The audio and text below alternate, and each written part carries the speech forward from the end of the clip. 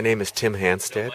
I'm the CEO of Landesa, which is a global nonprofit organization working to secure land rights of the world's poorest people. And we work in India, China, Africa, Central Asia, Russia. We partner with governments to help develop laws and policies and government programs that provide secure land rights to the poor and to women. And the reason we do this is because we know from evidence that land rights are at the core of poverty issues, they're at the core of dignity issues, of conflict issues, of women's empowerment. Could you say a little bit why? Because people often think of, basic needs as food or water, but why land? Well, 3/4 of the world's poorest people live in rural areas, and most make their living from farming. And in rural areas, land is the most important source of nutrition, of income, power, wealth, credit, status. And many people are poor because they don't have rights to this most crucial asset.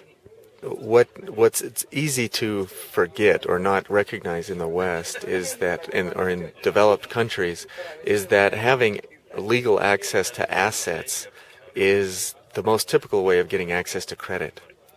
So microfinance, which is a wonderful, wonderful tool that's sprung up and has been used to help alleviate poverty in the developing world, is needed in significant part because people lack those formal legal rights to land and other real property that they would otherwise be used as security to access credit.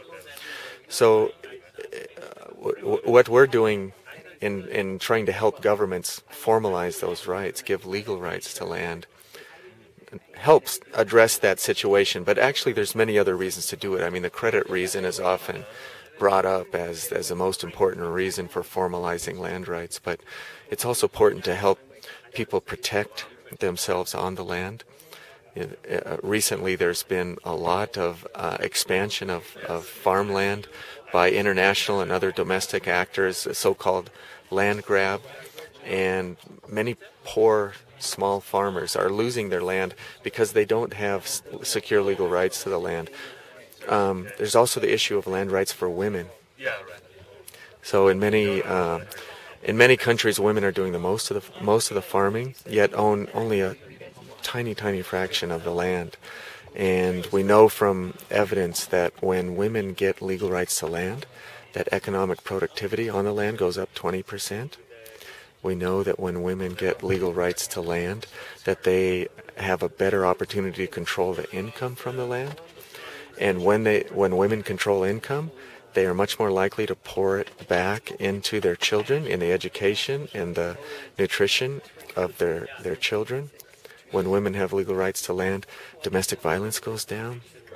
A lot of good things happen when women get legal rights to land. And so we're trying to develop the evidence-based case in many of these countries, present it to policymakers, work with policymakers to help change the laws, change the policies. I'll just tell you a recent example of a woman in India that I recently spent time with.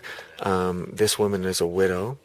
She has 3 children, and she had no land. Her husband had died and they had no land. She was struggling to make it by day to day, barely getting 2 meals a day on even good days. Her only income was from agricultural labor, working in the fields of others, when she could get that work, and she was paid less than $1 a day, and would get about maybe 150 days of work per year. And one of the things that people often in the West think $1 a day means per every single person, but it's actually only for the income earner, and there may be 3, 4, 5 people dependent on that $1.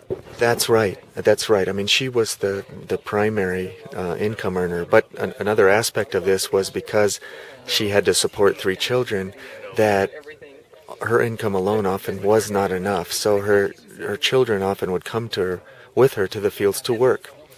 And that was her plight.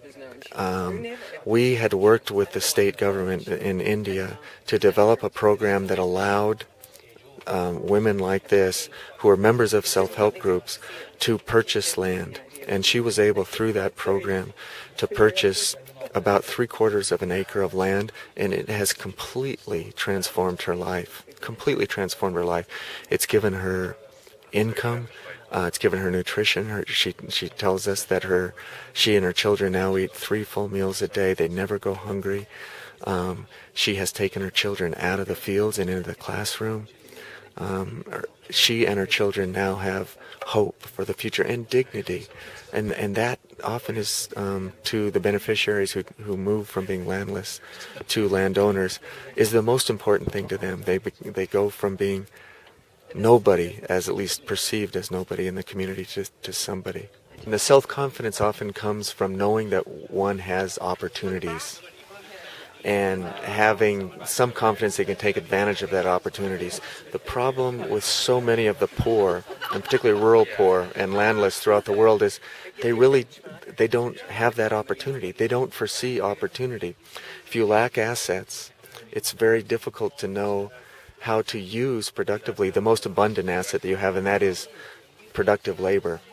And so you're using it working on someone else's field.